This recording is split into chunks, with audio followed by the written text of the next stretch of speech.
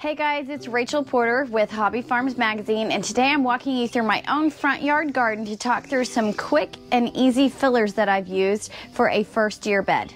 This is the first year for my front yard garden, so I started with the foundation plants as everyone else does. Foundation plants, very simply, are some of the bigger investments in your garden. They're mainly evergreens, and they're going to provide the structure that you want for your garden beds. Examples of those are trees and boxwoods and azaleas in my garden. However, whenever you're in your first year, that is where the bulk of your budget's going to go. Those are more expensive plants, or more of a commitment. You need to spend your money there first so those can get growing, because they're typically slower growers. So we are always looking to make our gardens look full and lush and full of life. And whenever you do that, you want to find some fillers that are going to just take off. They're going to provide that excitement and that vibrance to the garden. And so I'm going to take you through 5 of the ones that I've used this year that are easy to put in your garden.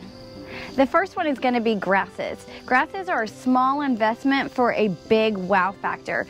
I chose 2 grasses, one being the purple fountain grass and the other being a ruby grass, and the category is savanna.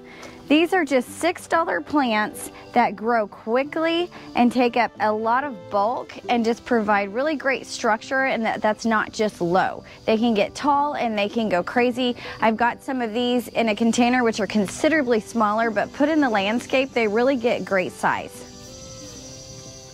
Second are vines. In Oklahoma, we're in 7A, but a lot of regions you can grow a sweet potato vine as an annual, and that's something that I do each year, and it just grows and it creates height and it creates width, and it just looks great in your garden. The first one that I've got right here is a sweet potato vine that is called Blackie. I've used this in containers, and I've used this to fill in between my trees and my Fire Chief arborvitaes. Over here is a different color. It's actually a better grower. It grows longer and further, and it's a sweet potato, and the category is margarita.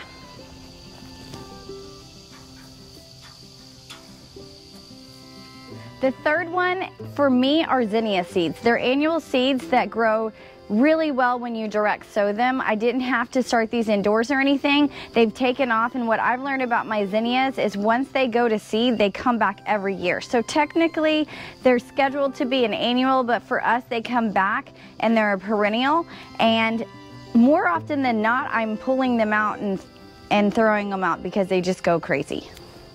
The fourth one actually isn't a plant, it's rocks. I like to use rocks in the garden bed other than mulch just because it's a great weed suppressor, but it also adds a whole lot of different visual interest.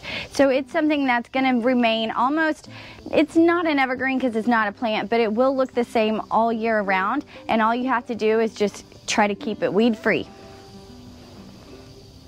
The fifth and final one are containers. These are something that you can structurally add a lot of visual interest for not a ton of cost, and you probably already have those. If you put them in the back of your garden beds, it adds some of that height until your foundation plants and some of your other ones get grown up, and it keeps everything from just looking like it's a low growing garden. Whenever you're looking to make it look lush and older and full, you want that height and you want that dynamic and you want different things going on. So we use containers on the edge of the beds to kind of create that visual interest.